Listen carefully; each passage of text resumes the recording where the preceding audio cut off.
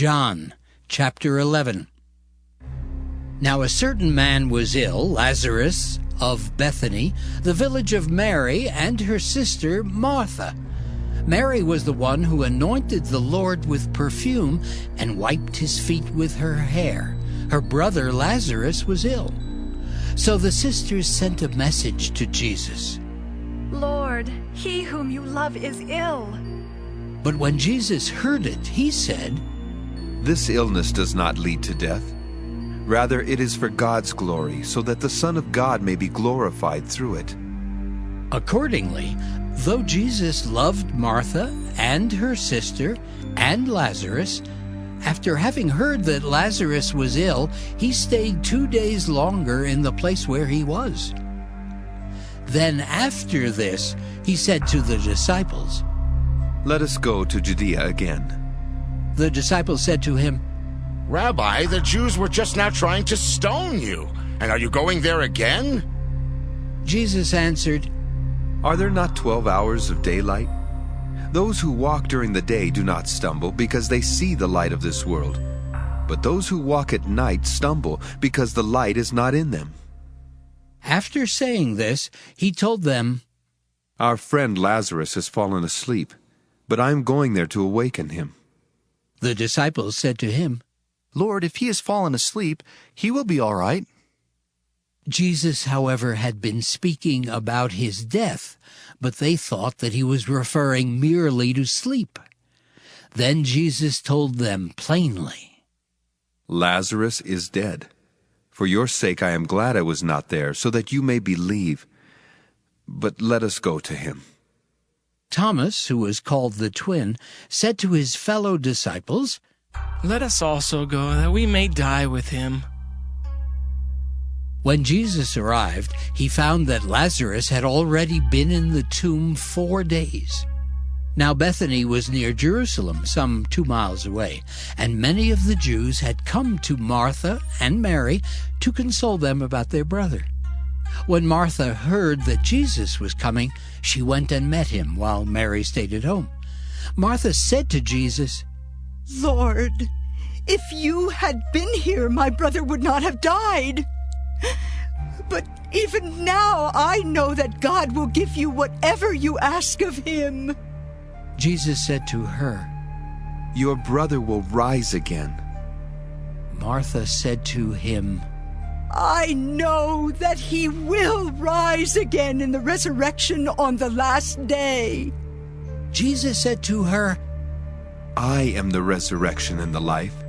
Those who believe in me, even though they die, will live. And everyone who lives and believes in me will never die. Do you believe this? She said to him, Yes, Lord. I believe that you are the Messiah, the Son of God, the one coming into the world. When she had said this, she went back and called her sister Mary and told her privately, The teacher is here and is calling for you. And when she heard it, she got up quickly and went to him. Now Jesus had not yet come to the village, but was still at the place where Martha had met him. The Jews who were with her in the house, consoling her, saw Mary get up quickly and go out. They followed her, because they thought that she was going to the tomb to weep there. When Mary came where Jesus was and saw him, she knelt at his feet and said to him, Lord, if you had been here, my brother would not have died. When Jesus saw her weeping, and the Jews who came with her also weeping, he was greatly disturbed in spirit and deeply moved. He said, Where have you laid him? They said to him, Lord, come and see. Jesus began to weep. So the Jews said, See how he loved him. But some of them said, Could not he who opened the eyes of the blind man have kept this man from dying? Then Jesus, again greatly disturbed, came to the tomb. It was a cave, and a stone was lying against it. Jesus said, Take away the stone. Martha, the sister of the dead man, said to him, Lord, already there is a stench because he has been dead 4 days. Jesus said to her, Did I not tell you that if you believed, you would see the glory of God? So they took away the stone.